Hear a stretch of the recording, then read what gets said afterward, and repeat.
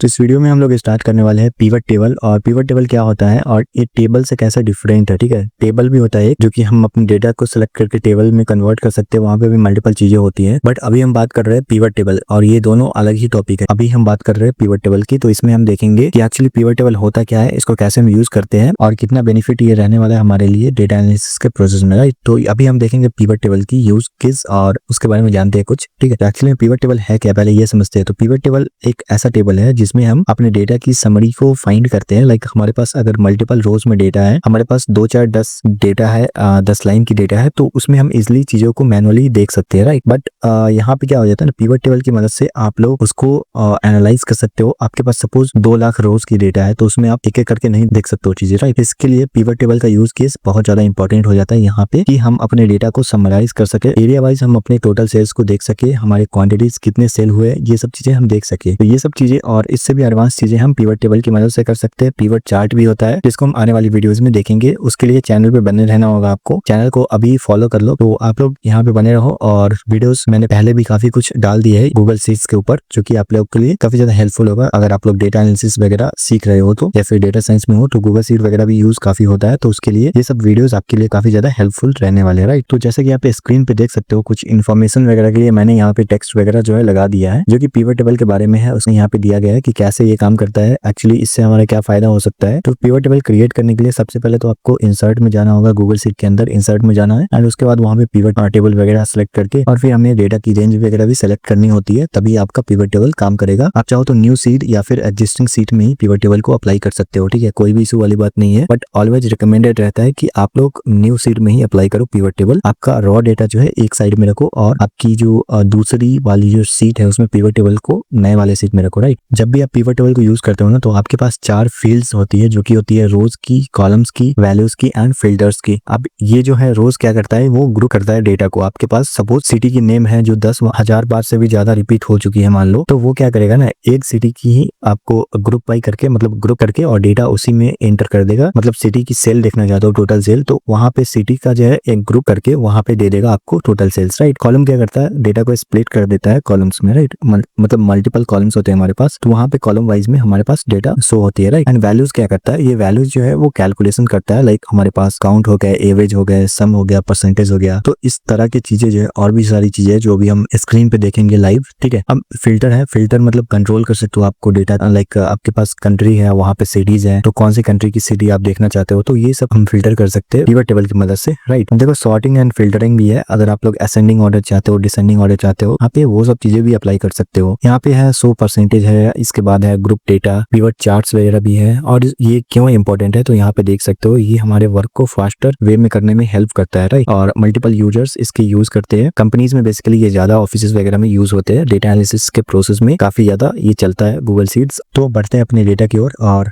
यहाँ पे मैं दिखाता हूँ बेसिकली कि कैसे इसको अप्लाई करना है। तो उसके लिए सबसे पहले हमारे पास एक डेटा सेट होनी चाहिए, जो कि मैंने आपको डिस्क्रिप्शन बॉक्स में लिंक दे दिया है, वहां से भी जाके इजिली आप डेटा को डाउनलोड कर सकते हो बेसिकली। अब देखो इंसर्ट आपको कहाँ मिलेगा, तो इंसर्ट आपको मेन्यू में मिल जाएगा। यहाँ पे देख लो 4 नंबर पे, यहाँ पे आपको मिल जाएगा।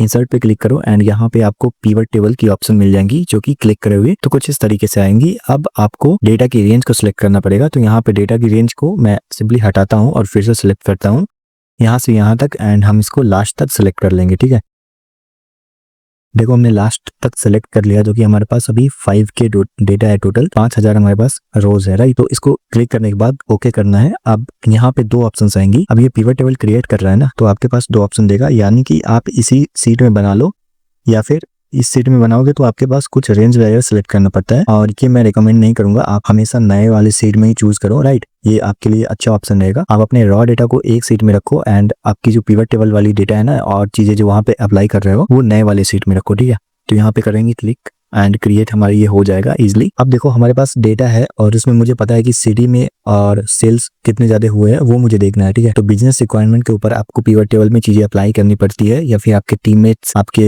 मतलब जो भी कंपनी में आप काम कर रहे हो, वहाँ पे आपकी क्या रिक्वायरमेंट है बेसिकली, तो उस पर आपको पिवट टेबल में अप्लाई करना पड़ेगा। यहाँ पे जो चीजें मैं बता रहा हूँ वो जस्ट एक अंडरस्टैंडिंग पर्पज के लिए है। तो यहाँ पे मैं जो चीजें बता रहा हूँ ना, वो ऐसा ही आपके पास डेटा सेट हो सकता है। तो मेरे पास अभी क्या है ना, सिटी है, तो सिटी हम क्या करेंगे, हम सिटी वाइज सेल देखना चाहते हैं। तो सिटी की हम क्या करेंगे ना, ग्रुप करेंगे, मतलब एक सिटी में हमारे पास टोटल सेल निकल के आ जाए। तो मैंने अभी कुछ देर पहले ही बताया था आपको डॉक्यूमेंट वाली वीडियो यहाँ पे फॉर्मेट में कि रोज जो है वो हमारा ग्रुप कर देता है डेटा को, मतलब सिटी का जो नेम है वो हमको ग्रुप करके एक ही सिटी का नेम में, मतलब उसके जितने भी टोटल सेल हुई है वहां पे हमको डेटा चाहिए, राइट। अब देखो यहाँ पे आपको कुछ एक और चीजें देखने को मिलेंगी जो कि सजेस्टेड है, मतलब यहाँ पे ईच स्टेट में यहाँ पे कितनी सेल हुई है तो वो भी आपको दिखा देगा। देखो यहाँ पे स्टेट है, ठीक है, ये मुझे नहीं चाहिए तो क्लियर यहाँ से कर सकते हैं। बेसिकली ये गूगल सीट सजेस्ट कर रहा है, उसके कुछ फीचर्स है अंदर में, राइट। बट मैनुअली कैसे करना है, ये तो चीजें मैनुअली आपको करना पड़ेगा। तो यहाँ पे क्या करेंगे ना, हम सिटी की नेम हम दे देते हैं यहाँ पे बेसिकली रोज में। अब देखो हमारे पास सिटी आ चुकी है। अब आपको यहाँ पे क्या करना है ना, सिटी में आपको मिल जाता है दो ऑप्शंस, मतलब बहुत सारे दो ऑप्शन तो मिलते ही है। सो टोटल करके है, टोटल नहीं दिखना है तो नहीं दिखा, मतलब हमको अभी दिखना है, राइट। यहाँ पे देखो असेंडिंग ऑर्डर है, डिसेंडिंग ऑर्डर है, मतलब सिटी की जो नेम है वो असेंडिंग या डिसेंडिंग में स्टार्ट होनी चाहिए, वो चीजें यहाँ पे कर सकते हो। देन हमारे पास सिटी है, तो अभी हम जैसे जैसे डेटा डालेंगे ना वैसे वैसे यहाँ पे चीजें बढ़ती जाएंगी। अब देखो यहाँ पे टोटल सेल्स है जो कि हम डालेंगे वैल्यूज में, राइट, क्योंकि हमें वैल्यूज में कैलकुलेशन करके ही चाहिए ना चीजें। तो देखो अभी ये सिटी में जो सेल हुई है वो इतनी हुई है। अभी मैं आपको दिखाता हूँ, बेसिकली यहाँ मैं थोड़ा सा इसको जूम कर लूंगा। हाँ देखो अभी आपको अच्छा से दिख रहा होगा, थोड़ा सा और जूम कर देता हूँ और भी अच्छे से दिखेगा। देखो ये हमारे पास सिटी हो गई। अब यहाँ पे जो है उसकी टोटल सेल हो गई, मतलब उस सिटी में जितनी बार सेल हुई होंगी उसकी कैलकुलेशन करके यहाँ पे टोटल सेल्स दे दी गई है, राइट। अब देखो यहाँ पे मैजिक एक और आ गया है कि सिटी के ऊपर सॉर्ट करना चाहते हो अपने डेटा को या फिर टोटल सेल्स के ऊपर, मतलब टोटल सेल्स के ऊपर असेंडिंग ऑर्डर में यहाँ पे चीजें अप्लाई हो गई है, जो कि सबसे कम वैल्यू जो मतलब सेल हुई है जिस सिटी में उससे स्टार्ट होगा। एंड यहाँ पे देखो चेन्नई है, मतलब ये वैल्यू के ऊपर जो असेंडिंग ऑर्डर लगी है ना वो वैल्यू के ऊपर डिसेंडिंग ऑर्डर लगाया है। तो ये देखो ये सबसे बड़ी वैल्यू है, इस सिटी ने सेल किया है, बैंगलोर ने सेल किया है, राइट। एंड इस तरीके से आप लोग चीजें कर सकते हो। अब यही सिटी को मैं कॉलम्स में अगर डाल दूं तो क्या होगा, देखो हमारा डेटा कुछ बहुत बेकार दिखेगा। देखो ऐसा करके दिख रहा है जो कि सेंस नहीं बना रहा है, ठीक है। तो आप जब भी इसको ड्रैग एंड ड्रॉप करो तो आप अपने हिसाब से करो, ठीक है, यहाँ पे आप अपनी समझ से करो। अब देखो हमारे पास ये भी ऑप्शन आ सकते हैं कि सिटी वाइज हमको डेटा तो नहीं चाहिए, चलो इसके मतलब इसको मैंने हटा दिया थोड़ी देर के लिए, राइट। अब मुझे चाहिए कि पेमेंट मेथड कौन सा था जिससे ज्यादा पेमेंट्स हुए या फिर पेमेंट्स हमें रिसीव हुए, राइट।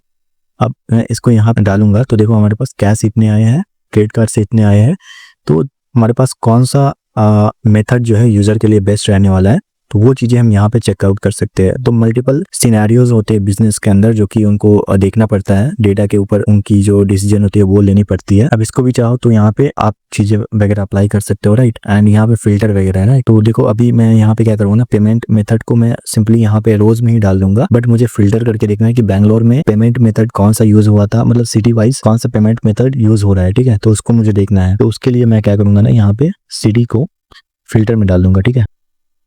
अब देखो यहाँ से फिल्टर कर सकता हूँ, क्लियर कर सकता हूँ। यहाँ पे अहमदाबाद की अभी देखनी है, ओके कर देंगे। अब देखो ये केवल अहमदाबाद की ही दिखाएगा क्योंकि हमने यहाँ पे एक ही सिलेक्ट किया है, बैंगलोर की दिखाओगे तो यहाँ पे फिर वैल्यूज चेंज हो जाएंगी, राइट। तो इस तरीके से चीजें काम कर रही है यहाँ पे। होप आपको ये अच्छा लग रहा होगा, ठीक है। अब मान लो बाय मिस्टेक आपको ये ऑप्शन दिख ही नहीं रही है, ठीक है, ये मतलब यहाँ से कट हो गया। अब देखो ऑप्शन हमारे पास राइट साइड में आ ही नहीं रही है, ठीक है। तो इसको कैसे लाएंगे, तो यहाँ पे डेटा पे क्लिक करो एंड यहाँ पे एडिट का ऑप्शन आ रहा है, ठीक है, एडिट का ऑप्शन कर दो क्लिक, ओके आ गया हमारे पास, राइट। तो उम्मीद है आपको काफी अच्छा लग रहा होगा वीडियो। अब ये तो मैंने छोटा सा एग्जांपल दिया था, इसके ऊपर आप लोग बहुत बड़े बड़े डेटा सेट पे भी काम करके इजिली इस टॉपिक को रिवाइज कर सकते हो और काफी हेल्पफुल टॉपिक है ये, काफी इन्फॉर्मेटिव वीडियोस रहा होगा आई थिंक। तो ये जो है एक बहुत ही बेसिक चीजें मैंने बताई है आपको। कंपनीज के अंदर इससे भी बहुत बड़ी बड़ी डेटा होती है, राइट। वहाँ पे 1 लाख 2 लाख 5 लाख 10 लाख या उससे भी एक्सेल की लिमिट से भी बाहर डेटा होती है, तो उसको तो और भी चीजें से मैनेज करते हैं, वो डेटा साइंस के अंदर आ जाती है चीजें, वो मल्टीपल वहाँ पे टूल्स वगैरह यूज होते हैं, ठीक है। फिलहाल आपके पास डेटा लिमिटेड है, एक्सेल के आउट ऑफ लिमिट से नहीं है, तो आप ये चीजें अप्लाई कर सकते हो। और इससे रिलेटेड मैं और भी वीडियोस डालूंगा कुछ ही दिनों में, तो आपको चैनल को फॉलो करना है, चैनल को सब्सक्राइब कर लेना है ताकि आपको वो वीडियो मिलते रहे, राइट। तो मैं मिलता हूँ नेक्स्ट वीडियो में। Thank you for watching this video.